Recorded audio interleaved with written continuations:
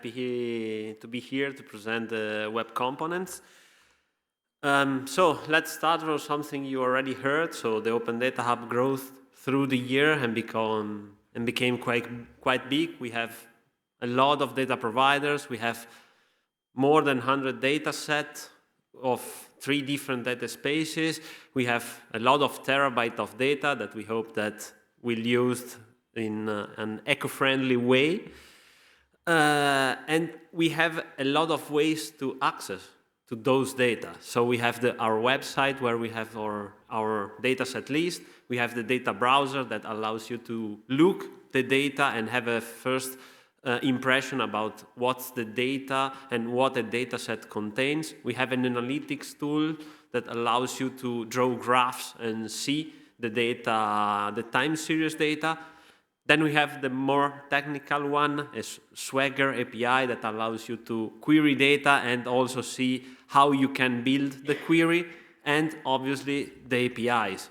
And sometimes a lot of data, a lot of access point gets a little bit of confusion in our data consumers that feels like John Travolta in Pulp Fiction. Oh, where I am? What API should I use? Which kind of data can I integrate in my application? What can I do with those data to optimize my application? And so we felt this problem in our community, and we tried to solve it by starting developing some demo apps, snippet codes that should be inspiring for our community, and we came up with the web components. So the web components, there is in Wikipedia a complex definition, but I like more to explain them like widgets that can be integrated easily in different websites.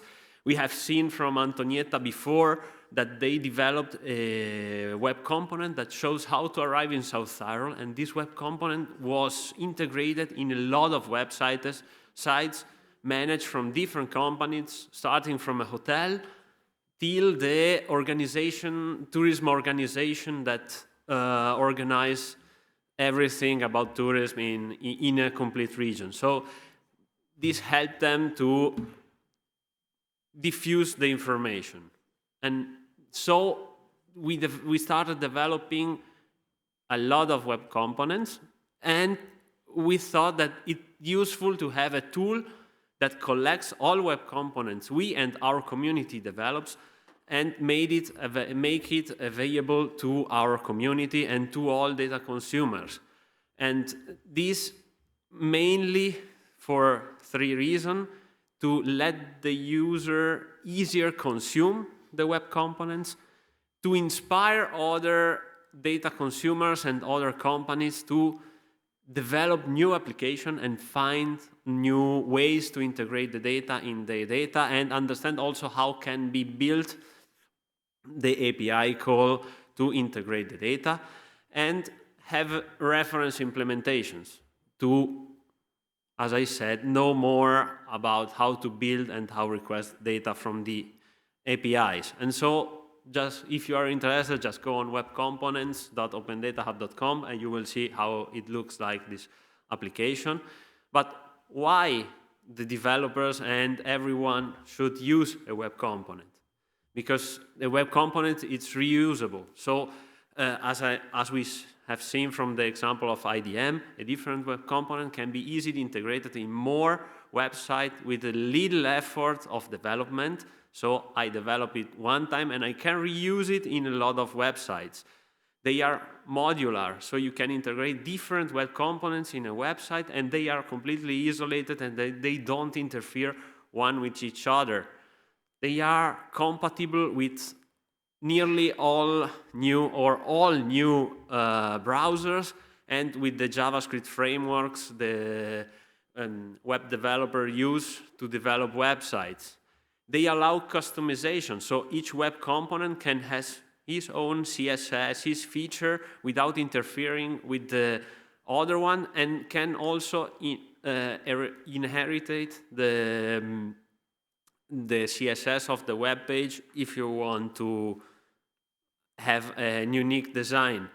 It's as I said before, it's easy to develop because you develop it once and you can reuse it in a lot of pages, reduce the complexity also of your web page because the logic is demanded to the JavaScript part of the web component, and it simplifies the maintenance that is divided to all the maintainers of each web component. An example of a web component that we develop is the Tourer Ski Info. It's a web component that shows the real-time information about ski slopes in the whole region.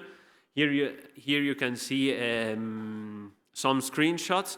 You can configure also which ski resorts are you interested in. So a hotel can choose only the ski resorts that are near the hotel and show maybe the web component in his hall on a totem to all his clients so that they can see, oh, today the slopes are off because of bad weather, we hope not, or today there are a lot of ski slopes open, I can go to ski instead of doing something else.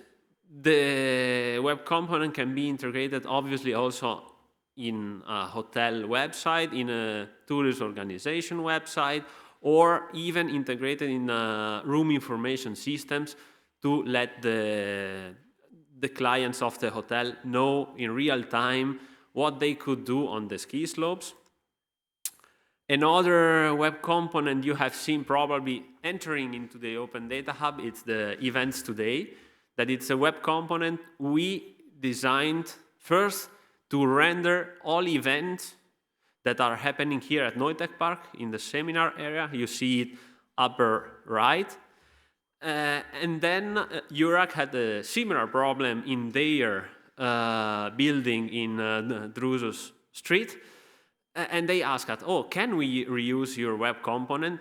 Yes, we said yes, but they wanted a special or a custom design, and we were able to create the design you see on the bottom right, no? More gray, with some different filtering, but reusing nearly the whole code we already had in developed for us. And then we thought that we could also develop a generic one that can be used by everyone, that is the green one you see in the middle.